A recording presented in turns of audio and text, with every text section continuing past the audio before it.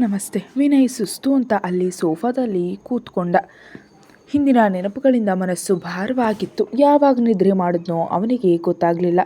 ಬೆಳಿಗ್ಗೆ ಆಗ್ತಿದ್ದ ಹಾಗೆ ಸತ್ಯಾಗಿ ಎಚ್ಚರ ಆಯಿತು. ಕಣ್ಗಳನ್ನ ತೆರೆದು ಸೋಮಾರಿತನದಿಂದ ಪಕ್ಕಕ್ಕೆ ನೋಡಿದ್ರೆ ಮನು ಮಕ್ಕಳು ಪಕ್ಕದಲ್ಲಿಲ್ಲ. ಅವ್ರು ಮಾತ್ರ ಶಾಂತವಾಗಿ ಮಲಗಿದ್ದಾರೆ. ಅವ್ರನ್ನ ನೋಡಿದ ಕೂಡಲೇ ಆಕೆ ತುಟಿಗಳು ಅರಳಿದ್ವು. ಎದ್ದು ಅವರಿಬ್ಬರ ಹಣೆ ಮೇಲೆ ಮುತ್ತಿಟ್ಟು ಸ್ನಾನಕ್ಕೆ ಹೋದ್ಲು. ಸತ್ಯ ಸ್ನಾನ ಮಾಡ್ಬೋದು ಅಷ್ಟರಲ್ಲಿ ಅವರಿಬ್ಬರು ಕದಲ್ತಿದ್ರು. ಜಾಗ್ರತೆಯಿಂದ ಅವರಿಬ್ಬರ ಮೇಲೆ ಹೊದಿಕೆ ಒತ್ತಿಸಿ ಹೊರಗೆ ಬಂದ್ಲು. ಹಾಲ್ನಲ್ಲಿ ಯಾರೂ ಕಾಣಿಸ್ತಿಲ್ಲ. ಮುಖ್ಯ ದ್ವಾರ ತೆರೆದು ಹೊರಗೆ ಬಂದ್ಲು. ಎಲ್ಲಿಗೆ ಹೋದ್ರು ಅಂತ ಅಂದ್ಕೊಂಡು ಹೊರಗೆ ಬಂದಾಗ ಮನು ಜಾನಕಿ ಅವ್ರು ಸೇರಿ ಹೂಗಳನ್ನ ಕೇಳ್ತಿದ್ರು ಪೂಜೆಗಾಗಿ. ಆಗಾಗಲೇ ಇಬ್ಬರು ಸ್ನಾನ ಮಾಡಿ ತಲೆಗೆ ಟವಲ್ ಸುತ್ಕೊಂಡಿದ್ರು. ಅವರೊಂದಿಗೆ ಸತ್ಯ ಕೂಡ ಸೇರಿದ್ಲು. ಪಕ್ಕದಲ್ಲಿರೋ ಆ ಇಬ್ಬರನ್ನ ನೋಡಿ ಜಾನಕಿ ಅವ್ರಿಗೆ ತುಂಬ ಖುಷಿ ಆಯಿತು. ತನ್ನ ದೊಡ್ಡವರಾದ ಇಬ್ಬರು ಹೆಣ್ಣುಮಕ್ಕಳು ತನ್ನ ಪಕ್ಕದಲ್ಲೇ ಇದ್ದಂತ ಅನ್ನಿಸ್ತು. ಆಕೆ ಸಂತೋಷದಿಂದ ಮುಗ್ಧವಾಗಿ ಹೂಗಳನ್ನ ತೆಗೆದುಕೊಂಡು ಒಳಗೆ ಹೋದರು. ಆಕೆ ಹೋದ ನಂತರ ಏನಾಯಿತು ಅನ್ನುವಂತೆ ನೋಡಿದ್ಲು ಸತ್ಯ ಮನು ಕಡೆಗೆ. ಮನು ಕೂಡ ನೆಕ್ಸ್ಟ್ ಏನು ಅನ್ನುವಂತೆ ನೋಡಿದ್ಲು. ಅಷ್ಟರಲ್ಲಿ ಮನೆ ಮುಂದೆ ದೊಡ್ಡ ರಂಗೋಲಿ ಹಾಕಿದ್ಲು ಮನು. ಅದಕ್ಕೆ ಬಣ್ಣಗಳನ್ನ ಹಾಕೊಂಡ್ವೆ ಅಂತ ಕೇಳಿದ್ಲು ಸತ್ಯ. ಸತ್ಯನ ಆಲೋಚನೆ ಅರ್ಥವಾದ ಮನು ನಗ್ತಾ ತಲೆ ಆಡಿಸಿದ್ಲು. ಇದಕ್ಕಿಂತ ಮೊದಲು ಇಬ್ಬರು ಸೇರಿದಾಗ ಮನೆ ಸುತ್ತ ಸುಂದರವಾದ ರಂಗೋಲಿಗಳನ್ನ ಹಾಕಿ ಅದಕ್ಕೆ ಬಣ್ಣಗಳನ್ನು ತುಂಬಿಸಿ ಬಣ್ಣಗಳೆಲ್ಲ ರಂಗೋಲಿಗೆ ಮಾತ್ರವಲ್ಲ ತಮಗೂ ಕೂಡ ಹಚ್ಕೊಳ್ತಾ ಇದ್ರು. ತೃಪ್ತಿಯಾಗುವವರೆಗೂ ರಂಗೋಲಿಯೊಂದಿಗೆ ಆಟ ಆಡ್ತಾ ಇದ್ರು. ಆ ಬಣ್ಣಗಳ ಪ್ರಪಂಚದಲ್ಲಿ ತೊಯ್ದು ಒದ್ದೆಯಾಗುವವರೆಗೂ ಹೊರಗೆ ಬರ್ತಾ ಇರಲಿಲ್ಲ. ತುಂಬ ದಿನಗಳ ನಂತರ ಮತ್ತೆ ಅವರಿಗೆ ಆ ಅವಕಾಶ ಸಿಕ್ತು. ಅದನ್ನು ಬಿಡೋದಕ್ಕೆ ಅವರಿಗೆ ಇಷ್ಟ ಇರಲಿಲ್ಲ. ಇಬ್ಬರು ಮನೆ ಮುಂದಿನ ರಂಗೋಲಿಗೆ ಬಣ್ಣಗಳನ್ನು ಹಾಕಲು ಶುರು ಮಾಡಿದ್ರು. ಅವರು ಶುರು ಮಾಡಿದ ಕೆಲವು ನಿಮಿಷಗಳಲ್ಲಿ ಬಬ್ಲು ಬಂಟಿ ಅವರ ಜೊತೆಗೆ ಹೊರಗೆ ಬಂದರು. ಅಲ್ಲಿ ಆಗ್ತಿರೋದವರಿಗೆ ತುಂಬ ವಿಚಿತ್ರವಾಗಿ ಅನ್ನಿಸ್ತು. ಇಷ್ಟು ದಿನ ಅವರಿಗೆ ಪೇಂಟಿಂಗ್ ಗೊತ್ತು, ಆಗಾಗ ಅಮ್ಮ ಕಲಿಸೋ ಕ್ಲೇ ಆರ್ಟ್ ಗೊತ್ತು, ಒಂದು ಸಲ ತಮ್ಮ ಮನೆಯಲ್ಲಿರೋ ದೇವರ ಮುಂದೆ ಅವರ ಮಮ್ಮಿ ಹೂಗಳಿಂದ ಮಾಡೋ ಅಲಂಕಾರ ಗೊತ್ತು. ಆದರೆ ಮನೆ ಮುಂದೆ ಹೀಗೆ ಪೇಂಟಿಂಗ್ ಮಾಡೋದವರಿಗೆ ವಿಚಿತ್ರ ಅನ್ನಿಸ್ತು. ಯಾಕಂದರೆ ಅವರು ಹುಟ್ಟಿದಾಗಿನಿಂದ ಅವರನ್ನು ಹೊರಗೆ ಕರ್ಕೊಂಡು ಹೋಗಿದ್ರು ತುಂಬ ಕಡಿಮೆ. ಮನು ಎಷ್ಟು ಬಂದಾಗ ಹೊರಗೆ ಹೋಗ್ತಿದ್ರು. ಆದರೆ ಹೀಗೆ ಕಲ್ಚರಲ್ ಫೆಸ್ಟಿವಲನ್ನು ವಿದೇಶದಲ್ಲಿ ನೋಡುವುದು ತುಂಬ ಅಪರೂಪ. ಅದವರಿಗೆ ತುಂಬ ಆಸಕ್ತಿಕರವಾಗಿ ಅನ್ನಿಸ್ತು. ನಾವು ಕೂಡ ಹಾಕ್ತೀವಿ ಅಂತ ಅವರಿಬ್ಬರು ಒಂದೊಂದು ಕಡೆ ಸೇರಿಕೊಂಡ್ರು. ಮನು ಮತ್ತು ಸತ್ಯ ಹತ್ತಿರಕ್ಕೆ. ಮೊದಲು ಯಾರಿಗೆ ಹಚ್ಚಿದ್ರು, ಯಾರು ಶುರು ಮಾಡಿದ್ರು ಗೊತ್ತಿಲ್ಲ. ಆದರೆ ಕೆಲವು ಕ್ಷಣಗಳಲ್ಲಿ ಆ ಇಡೀ ಪ್ರದೇಶ ಬಣ್ಣಗಳಿಂದ ತುಂಬ ಹೋಯಿತು. ಮಕ್ಕಳ ನಗು, ತುಂಟತನ, ಸತ್ಯ ಮನು ತುಂಟತನದೊಂದಿಗೆ ಇನ್ನಷ್ಟು ಹೆಚ್ಚಾಯಿತು. ಇವ್ರ ನಗು ಕೇಳಿ ಹೊರಗೆ ಬಂದ ಜಾನಕಿ ಅವರೆಲ್ಲರನ್ನ ನೋಡಿ ಆಶ್ಚರ್ಯಪಟ್ಟರು. ಎಲ್ಲರ ಮುಖಗಳಿಗೆ ಬಣ್ಣಗಳತ್ತಿದ್ವು. ಏನಿದು ಮತ್ತೆ ಶುರು ಮಾಡಿದ್ರೆ ನೀವು ಅಂದರು ಅವರು ಆಶ್ಚರ್ಯದಿಂದ. ಸತ್ಯ ಮನು ಇಬ್ಬರು ಕೈಗಳನ್ನ ಹಿಂದಿಟ್ಕೊಂಡು ಅವ್ರ ಹತ್ರಕ್ಕೆ ಬಂದರು. ಸಾರಿ ಅತ್ತೆ ಅಂದ್ಲು ಮನು. ನನ್ನನ್ನು ಮಾತ್ರ ಏನು ಅನ್ನಬಾರ್ದು, ಮೊದಲೇ ಹೇಳ್ತಿದ್ದೀನಿ. ಬೈತೀಯ ಅಂದ್ಕೊಂಡೆ, ಖಂಡಿತ ಒಪ್ಪೋದಿಲ್ಲ ಎಂದು ಅಂದ್ಲು ಸತ್ಯ. ಆಗಲೇ ಜಾನಕಿ ಅವರಿಗೆ ಅನುಮಾನ ಬಂದಿತ್ತು. ನೋಡಿ, ನನ್ನ ಪೂಜೆನ ಮಧ್ಯದಲ್ಲಿ ಬಿಟ್ಟು ಬಂದೆ, ಇನ್ನೂ ಅಡುಗೆ ಮಾಡಿಲ್ಲ, ನಿಮ್ಮ ತುಂಟತನಕ್ಕೆ ನನ್ನನ್ನು ಎಳಿಬಾರ್ದು ಅಂತ ಆಕೆ ತಕ್ಷಣವೇ ಅಲ್ಲಿಂದ ಹೋಗಲು ನೋಡಿದ್ರು. ಆದರೆ ಇಬ್ಬರು ಹಿಂದಿನಿಂದ ಆಕೆ ಕೆನ್ನೆಗೆ ಬಣ್ಣ ಹಚ್ಚಿದ್ರು. ಅಯ್ಯೋ, ನಾನು ಇನ್ನೂ ಪೂಜೆ ಮಾಡಿಲ್ಲ, ಅಡುಗೆ ಮಾಡಿಲ್ಲ, ತುಂಟು ಮಕ್ಕಳು ಅಂತ ಆಕೆ ಮುದ್ದಾಗಿ ಬೇಸರ ಪಟ್ಕೊಳ್ಳುತ್ತಲೇ ಮಕ್ಕಳ ಜೊತೆಗೆ ಸ್ವಲ್ಪ ಸಮಯ ಆಟ ಆಡಿ ಒಳಗೆ ಹೋದರು. ನೀವು ಆಟ ಆಡಿ, ನಾನು ಬ್ರೇಕ್ಫಾಸ್ಟ್ ಮಾಡ್ತೀನಿ ಅಂತ. ಅರ್ಧ ರಾತ್ರಿ ಬಂದು ಸುಸ್ತಾಗಿ ಮಲಗಿದ್ದ ಯಶ್ಗೆ ಮಕ್ಕಳ ನಗು, ಓಡುವಾಗ ಬೀಳ್ತಿದ್ದ ವಸ್ತುಗಳ ಶಬ್ದಗಳು ಗಟ್ಟಿಯಾಗಿ ಕೇಳಿದ್ವು. ಚೆನ್ನಾಗಿ ನಿದ್ರೆಯಲ್ಲಿದ್ದವನಿಗೆ ನಿದ್ರೆ ಕೆಡಿಸ್ತು. ಎಚ್ಚೆತ್ತ ಅವನಿಗೆ ಶಬ್ದಗಳು ಎಲ್ಲಿಂದ ಬರ್ತಿವೆ ಅಂತ ಅರ್ಥ ಆಗದೆ ಪಕ್ಕದಲ್ಲಿರೋ ಕಿಟಕಿಯನ್ನು ತೆರೆದು ನೋಡ್ದ. ಒಂದು ಕ್ಷಣ ಏನಾಗ್ತಿದೆ ಅಂತ ಅರ್ಥ ಆಗಲಿಲ್ಲ. ಮನು, ಸತ್ಯ, ಬಬ್ಲು, ಬಂಟಿ ಇಷ್ಟ ಬಂದಂತೆ ಖುಷಿಯಾಗಿ ಆಟ ಆಡ್ತಿದ್ದಾರೆ ಬಣ್ಣಗಳೊಂದಿಗೆ. ಅವರು ಹಚ್ಕೊಳ್ತಿದ್ದ ಎಲ್ಲ ಬಣ್ಣಗಳು ಒಂದರಲ್ಲೊಂದು ಸೇರಿಕೊಂಡು ಸಪ್ತವರ್ಣಗಳ ಮಿಶ್ರಣದಲ್ಲಿ ಅಲ್ಲಿ ಮಳೆ ಬಿಲ್ಲಂತೆ ಬದಲಾಗಿತ್ತು. ಆ ಬಣ್ಣದಲ್ಲಿ ಬಣ್ಣವಾಗ ಅವರು ಕೂಡ ಸೇರಿ ಎಲ್ಲರೂ ತುಂಬ ಮುದ್ದಾಗಿ ಕಾಣಿಸಿದ್ರು. ಮುಖ್ಯವಾಗಿ ಮನು ತುಂಬ ಸಂತೋಷದಿಂದ ಕಾಣ್ತಿದ್ದಾಳೆ. ಅವನಿಗೆ ತಿಳಿಯದೆಯೇ ಅವನ ಹೆಜ್ಜೆಗಳು ಅವರ ಕಡೆ ಸಾಗಿದ್ವು. ಅವನು ಹೊರಗೆ ಬಂದ ಕೂಡಲೇ ಅಂಕಲ್ ಅಂತ ತಮ್ಮ ಕೈಯಲ್ಲಿದ್ದ ಬಣ್ಣಗಳೊಂದಿಗೆ ಅವನ ಮೇಲೆ ಹಾಕಿದ್ರು. ಮನು ಆಶ್ಚರ್ಯದಿಂದ ನೋಡಿದ್ಲು ಅವನ ಕಡೆ. ನೀನು ಯಾವಾಗ ಬಂದೆ? ನನಗೆ ಗೊತ್ತೇ ಆಗಲಿಲ್ಲ. ಕೀ ನಿನ್ನ ಹತ್ರನೇ ಉಳ್ಕೊಂಡಿತ್ತಲ್ವಾ? ಹೇ ಡೆವಿಲ್ಸ್, ಜಾಗ್ರತೆ ಅಂತ ಅವರನ್ನ ಹಿಡಿದ ಯಶ್. ಅವನು ಹಿಡಿದ ಕೂಡಲೇ ಬಣ್ಣ ಹಚ್ಚಬೇಕಂತ ಅಂದ್ಕೊಂಡಿದ್ದವರ ಆಲೋಚನೆಯನ್ನು ತಿಳ್ಕೊಂಡು ತಕ್ಷಣವೇ ಇಬ್ಬರನ್ನ ಕೆಳಗಿಳಿಸಿ ದೂರಕ್ಕೆ ಹೋದ. ಬಿಳಿ ಕುರ್ತಾದಲ್ಲಿ ಮುದ್ದಾಗಿದ್ದ ಅವನನ್ನು ನೋಡಿ ಅವರಿಬ್ಬರು ಅವನ ಹಿಂದೆ ಹೋದರು. ಅದು ನೋಡಿ ಮನು, ಬಿಡಬೇಡಿ ಅವನನ್ನು ಅಂತ ಅವರನ್ನು ಇನ್ನೂ ಹೆಚ್ಚು ಪ್ರೋತ್ಸಾಹಿಸಿದ್ಲು. ಅದರಿಂದ ಅವರಿಬ್ಬರು ಇನ್ನೂ ಉತ್ಸಾಹದಿಂದ ಅವನ ಹಿಂದೆ ಹೋದರು. ಅವರಿಗೆ ಸಿಗ್ತಿಲ್ಲ ಅಂತ ಇನ್ನೊಂದು ಕಡೆಯಿಂದ ಮನು ಹಿಡಿಯಲು ಹೋದ್ಲು. ಮನುವಿಗೂ ಸಿಗಲಿಲ್ಲ. ಯಶನ ಇಡೀ ಅಂದ್ಲು. ಸ್ನೇಹಿತೆಯ ಮಾತು ಕೇಳಿ ಸತ್ಯ ಅವನ ಹಿಂದೆ ಹೋದ್ಲು. ಯಶ್ ತಕ್ಷಣವೇ ಪ್ರತಿಕ್ರಿಯಿಸಿ ಪಕ್ಕದಲ್ಲಿದ್ದ ಬಣ್ಣಗಳನ್ನ ತಗೊಂಡು ಮನೆ ಹಿಂದಕ್ಕೆ ಓಡ್ದ. ಅವನ ಹಿಂದೆ ಸತ್ಯ. ಅಷ್ಟರಲ್ಲಿ ಹೊರಗೆ ಬಂದ ಜಾನಕಿ ಅವರು, ಸಾಕು ಇನ್ನು ಒಳಗೆ ಬನ್ನಿ ಅಂತ ಸಮಯ ನೋಡಿ, ಏನು ತಿನ್ನೋದಿಲ್ವಾ? ಬೆಳಿಗ್ಗೆ ಇದ್ದಾಗಿನಿಂದ ಆಟ ಆಡೋದ್ರಲ್ಲಿ ಬಿದ್ದಿದ್ದೀರಿ, ಬೇಗ ಬನ್ನಿ ಅಂತ ಬಬ್ಲು ಬಂಟಿಯನ್ನು ಕರೆದ್ರು. ಹಾಗೆ ಮನು ಕೂಡ ಸಮಯ ನೋಡಿ, ಓನು ಇಂದು ಆಫೀಸ್ನಲ್ಲಿ ಜಾಯ್ನ್ ಆಗಬೇಕು ಅಂತ ಅಂದ್ಕೊಂಡು ಆಕೆ ಕೂಡ ಗಡಿಬಿಡಿಯಿಂದ ಅವರೊಂದಿಗೆ ಒಳಗೆ ಹೋದ್ಲು.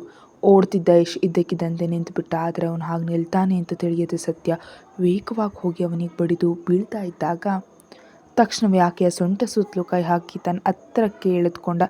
ಆ ಅನಿರೀಕ್ಷಿತ ಘಟನೆಗೆ ಆಕೆ ಶಾಕ್ ಆದ್ಲು. ಕೆಲವು ಕ್ಷಣಗಳು ಆಕೆಯನ್ನು ದೃಷ್ಟಿಸಿ ನೋಡ್ದ. ಕೆಳಗಿನಿಂದ ಮೇಲ್ ತನಕ ಕೆನ್ನೆಗೆ, ಹಣೆಗೆ, ಸೀರೆಗೆ ಎಲ್ಲ ಕಡೆ ಬಣ್ಣ ಹಚ್ಚಿತ್ತು. ಸ್ನಾನ ಮಾಡಿ ತಲೆಗೆ ಸುತ್ತಕೊಂಡ ಟವಲ್ ಹಾಗೇ ಇತ್ತು. ಕಣ್ಣುಗಳು ತುಂಬ ದೊಡ್ಡದಾಗಿದ್ವು. ಉದ್ದವಾದ ಕಣ್ರೆಪ್ಪೆಗಳು ಅದಕ್ಕಿನ್ನಷ್ಟು ಆಕರ್ಷಣೆಯನ್ನು ತಂದಿದ್ವು. ಮೃದುವಾದ ಕೆನ್ನೆ, ಸುಂದರವಾದ ಮೂಗು, ಶಂಖದಂಥ ಕುತ್ತಿಗೆ, ಸಣ್ಣದಾದ ಸೊಂಟ. ಮೈ ಸ್ವಲ್ಪ ದಪ್ಪ ಇದ್ರೂ ಸೊಂಟ ಮಾತ್ರ ಪರ್ಫೆಕ್ಟ್ ಅಂತ ಅಂದ್ಕೊಂಡ. ಸುತ್ತಲೂ ಕೈ ಹಾಕಿದ್ರೆ ಕೈಯಲ್ಲಿ ಸೇರಿಕೊಂಡು ಹುಟ್ಟಿದ ಸೀರೆ ಸೊಬಗನ್ನು ತೋರಿಸುತ್ತಾ ದೇಹಕ್ಕೆ ಸರಿಯಾಗಿ ಅಂಟ್ಕೊಂಡಿತ್ತು. ಅವನು ಹಾಗೆ ನೋಡ್ತಿದ್ರೆ ಆಕೆಗೆ ಮುಜುಗರ. ಮುಂದಿನ ಕ್ಷಣ ತಾನು ಅವನ ಕೈಲಿದ್ದೀನಿ ಅಂತ ಗೊತ್ತಾಗ ತಕ್ಷಣವೇ ಅವನಿಂದ ದೂರ ಹೋಗೋದಕ್ಕೆ ನೋಡಿದ್ಲು. ಆಕೆಗೆ ಸಾಧ್ಯ ಆಗಲಿಲ್ಲ. ಅವನಿನ್ನು ಹಾಗೆ ನೋಡ್ತಿದ್ದಾನೆ. ನಿಧಾನವಾಗಿ ಕೈಗಳನ್ನ ಮೇಲೆತ್ತಿ ಆಕೆ ತಲೆಗೆ ಸುತ್ತಕೊಂಡ ಟವಲನ್ನು ಎಳೆದು ತೆಗೆದ. ಮೇಲಿಂದ ಜಲಪಾತ ಹಾರದಂತೆ ಆಕೆ ಕೂದಲು ಒಮ್ಮೆಲೆ ಮೇಲಿನಿಂದ ಕೆಳಗೆ ನೀರಿನ ಅಲೆಗಳಂತೆ ಆಕೆ ಬೆನ್ನಿನ ಮೇಲೆಲ್ಲ ಹರಡ್ಕೊಂಡು ಸೊಂಟವನ್ನು ದಾಟಿ ಕೆಳಗೆ ಬಂದವು. ಒಮ್ಮೆ ಆಕೆ ಕೂದಲು ಕಡೆ ನೋಡಿ, ಕೂದಲು ತುಂಬ ಉದ್ದ ಇವೆ ಅಂದ. ನನ್ನ ಸಂಪಾದನೆಯೆಲ್ಲ ಇವುಗಳ ಶಾಂಪು ಎಣ್ಣೆಗೆ ನೀನು ತರುವ ಮಲ್ಲಿಗೆ ಹೂಗಳಿಗೆ ಖರ್ಚಾಗುವಂತಿದೆ ಅಂದ ಕೀಟ್ಲೆ ಮಾಡ್ತಾ. ಆ ಮಾತಿಗೆ ಆಕೆ ಏನು ಹೇಳಬೇಕಂತ ತಿಳಿದೆ ಇನ್ನೂ ಹಾಗೆ ನಿಂತಳು. ಆದರೆ ಅವನ ಕೈಯಿಂದ ಹೊರಬರಲು ಮಾಡುವ ಪ್ರಯತ್ನವನ್ನು ಮಾತ್ರ ಬಿಡಲಿಲ್ಲ. ಏನು ಮಾತಾಡ್ತಿಲ್ಲ ಯಾಕೆ ಅಂದ ಆಕೆ ಕಡೆ ನೋಡುತ್ತಾ ತುಂಟತನದಿಂದ. ಸತ್ಯ ಸಣ್ಣ ಕೋಪದಿಂದ ಅವನ ಕಡೆ ನೋಡಿ, ಏನು ನೀವು ಅಷ್ಟು ಕಡಿಮೆ ಸಂಪಾದನೆ ಮಾಡ್ತೀರಾ ಅಂತ ಕೇಳಿದ್ಲು. ಅವನು ನಗ್ತಾ, ಇಲ್ಲ ಬಂಗಾರ, ನಿನಗಾಗಿ ಚೆನ್ನಾಗಿ ಸಂಪಾದನೆ ಮಾಡಿ ಇಡ್ತೀನಿ, ನೀನು ಸ್ವಲ್ಪವೂ ಕಷ್ಟಪಡದಂತೆ ಇರೋದಕ್ಕೆ. ಸರಿ, ನನಗೆ ಬಣ್ಣ ಹಚ್ಚೋದಕ್ಕೆ ಬಂದೆ ಅಲ್ವಾ, ಕಮಾನ್ ಅಂತ ಆಕೆ ಕೈಯಲ್ಲಿದ್ದ ಬಣ್ಣವನ್ನು ತನ್ನ ಕೆನ್ನೆಗೆ ಹಚ್ಕೊಂಡ. ಆಕೆ ಆಶ್ಚರ್ಯದಿಂದ ನೋಡ್ತಿದ್ದಾಳೆ ಅವನ ಧೈರ್ಯಕ್ಕೆ, ಮಾತಿಗೆ. ಬಂದಾಗಿಂದ ತನಗೆ ಉಸಿರಾಡೋದಕ್ಕೂ ಕೂಡ ಬಿಡ್ತಿಲ್ಲ. ಮಾತುಗಳಿಂದ, ಕೆಲಸಗಳಿಂದ ಅಲ್ಲಿವರೆಗೆ ತನ್ನ ಮೇಲೆ ಬಣ್ಣ ಬೀಳದಂತೆ ತಪ್ಪಿಸ್ಕೊಂಡಿದ್ದ. ಈಗ ತನ್ನ ಮುಖದ ಮೇಲೆ ಬೇಕು ಅಂತಲೇ ತನ್ನ ಕೈಯಿಂದ ಬಣ್ಣ ಹಚ್ಕೊಂಡ. ಈಗ ನಾನು ಹಚ್ಚಲಾ, ನಿನ್ನ ಸದೆ ಮುಗಿತಲ್ವಾ ಅಂತ ಆಕೆ ಮುಂದೆ ಮುಷ್ಟಿಯನ್ನು ತೆರೆದ. ಅವನ ಕೈಗಳಲ್ಲಿ ಸಂಪೂರ್ಣ ಕೆಂಪು ಬಣ್ಣ. ಅದನ್ನು ನೋಡಿದ ಕೂಡಲೇ ಸತ್ಯ ಕಂಗಾಲಾಗಿ ಬೇಡ ಅಂದ್ಲು.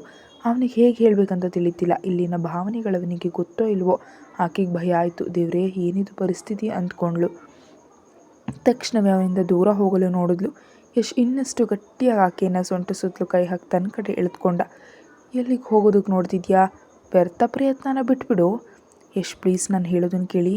ಆಕೆ ಇನ್ನೂ ಏನು ಹೇಳಲು ಹೋಗ್ತಿದ್ಲು. ಆದರೆ ಆ ವೇಳೆಗೆ ಯಶ್ ತನ್ನ ಮುಖವನ್ನು ಆಕೆ ಹತ್ತಿರಕ್ಕೆ ತೆಗೆದುಕೊಂಡು ಬಂದ. ಏನು ಮಾಡ್ತಾನೋ ಅಂತ ಹೆದರಿ ಆಕೆ ಗಟ್ಟಿಯಾಗಿ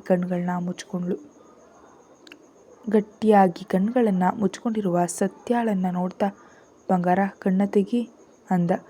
ಅವನ ಮಾತಿನಲ್ಲಿನ ವಾತ್ಸಲ್ಯಕ್ಕೆ ತಕ್ಷಣವೇ ಕಣ್ಣುಗಳನ್ನು ತೆರೆದು ಅವನನ್ನು ನೋಡಿದ್ಲು.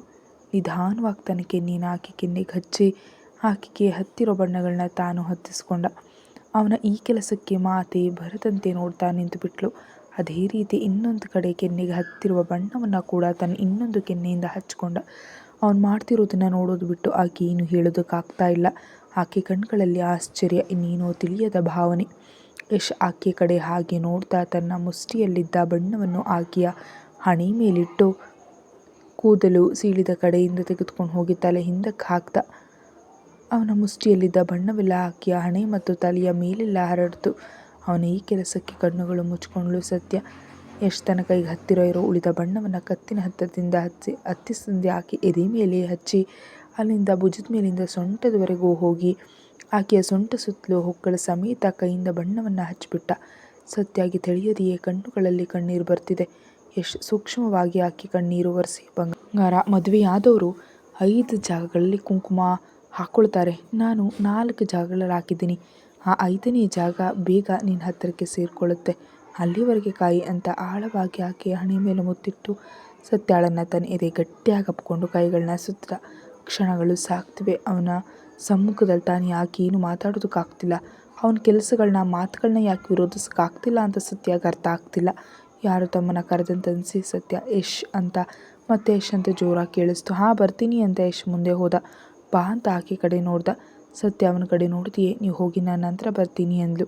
ಅವನೇನೋ ಹೇಳುವಷ್ಟರಲ್ಲಿ ಯಾರೋ ಆ ಕಡೆಗೆ ಬರ್ತಿರುವ ಶಬ್ದ ಕೇಳಿಸ್ತು. ಪಬ್ಲು ಒಂಟಿ ಅಂಕಲ್ ಅಂತ ಬರ್ತಿದ್ರು. ಯಶ್ ಇದು ಮಾತಾಡೋ ಸಮಯ ಅಲ್ಲ ಅಂತ ಅಂದ್ಕೊಂಡು ಮುಂದೆ ಹೋಗಿ ಅವರಿಬ್ಬರನ್ನ ಎತ್ಕೊಂಡು ಒಳಗಡೆ ಹೋದ. ಸತ್ಯ ಸುಮ್ಮನೆ ಗೋಡೆಗೆ ಹೊರ್ಕೊಂಡು ಕೂತ್ಕೊಂಡ್ಳು. ಆಕೆಗೆ ಏನು ಅರ್ಥ ಆಗ್ತಿಲ್ಲ. ಕಂಪ್ಲೀಟಾಗಿ ಖಾಲಿ ಖಾಲಿ ಅನ್ನಿಸ್ತಾ ಇದೆ. ಯಶ್ ಒಳಗೆ ಬರೋ ಅಷ್ಟಲ್ಲಿ ಮನು ರೆಡಿಯಾಗಿದ್ಲು. ಆಕೆಯನ್ನು ನೋಡಿ ಎಲ್ಲಿಗೆ ಅನ್ನುವಂತೆ ನೋಡ್ದ. ಆಕೆ ಅವನ ಆ ಕಡೆ ನೋಡ್ತಾ ನೀನಿನ್ನು ಆಟ ಆಡ್ತಿದ್ಯಾ, ಇಂದು ಸೇರ್ಕೊಳ್ಬೇಕು ಅಂತ ಮರ್ತಿದ್ಯಾ, ಬಾ ಬೇಗ ರೆಡಿಯಾಗಿ ಬಾ ಅಂತ ಆತುರ ಮಾಡಿದ್ಲು. ಈ ಮಧ್ಯೆ ತನ್ನ ಮಕ್ಕಳನ್ನ ಕೂಡ ರೆಡಿ ಮಾಡಿದ್ಲು. 10 ನಿಮಿಷಗಳಲ್ಲಿ ರೆಡಿಯಾಗಿ ಬಂದ ಯಶ್. ಅವನು ಬಂದ ಕೂಡಲೇ ಇಬ್ಬರು ಬ್ರೇಕ್ಫಾಸ್ಟ್ ಮಾಡಿದ್ರು. ಅವನ ಕಣ್ಣುಗಳು ಸತ್ಯಳಿಗಾಗಿ ಹುಡುಕಿದ್ವು. ಸುತ್ತಲೂ ನೋಡ್ತಿದ್ದ ಅವನನ್ನು ನೋಡಿ ಏನಾಯಿತು ಅಂತ ಕೇಳಿದ್ಲು ಮನು. ಹ್ಞೂ ಅಂತ ಬೇಗ ಬೇಗ ತಿಂದು ಕಾರ್ ಕೇಸ್ ತೆಗೆದುಕೊಂಡು ಹೊರಗೆ ಬಂದ. ಅವನಿಗೆ ಹೊರಗೆಲ್ಲೂ ಸತ್ಯ ಕಾಣಿಸ್ಲಿಲ್ಲ. ಮಕ್ಕಳನ್ನು ಇಲ್ಲಿ ಬಿಟ್ಟು ಸಂಜೆ ಬಂದು ಕರ್ಕೊಂಡು ಹೋಗ್ತೀನಿ ಅಂತ ಮನು ಜಾನಕಿ ಅವ್ರಿಗೆ ಹೇಳಿ ಹೊರಗೆ ಬಂದ್ಲು. ಆಕೆ ಕೂಡ ಸತ್ಯ ಕಾಣಿಸ್ಲಿಲ್ಲ. ಎಲ್ಲಿಗೆ ಹೋದ್ಲತ್ತೆ ಅಂತ ಕೇಳಿದ್ಲು. ಜಾನಕಿ ಅವ್ರ ಸುತ್ತಲೂ ನೋಡಿ ಇಲ್ಲಿಲ್ಲ ಅಂದರೆ ದೇವಸ್ಥಾನಕ್ಕೆ ಹೋಗಿರ್ಬೋದು, ಸರಿ ನೀನು ಹೋಗ್ಬಾ, ಮತ್ತು ರಾಹುಕಾಲ ಬರುತ್ತೆ ಅಂತ ಗಡಿಬಿಡಿ ಮಾಡಿದ್ರು. ಅದರೊಂದಿಗೆ ಮನು ಕಾರ್ನಲ್ಲಿ ಕುಳಿತು ಕೂಡಲೇ ಯಶ್ ಶುರು ಮಾಡಿ ಆಫೀಸ್ ಕಡೆ ಹೊರಟ. ಕತೆ ಮುಂದುವರಿಯುತ್ತೆ. Thank you.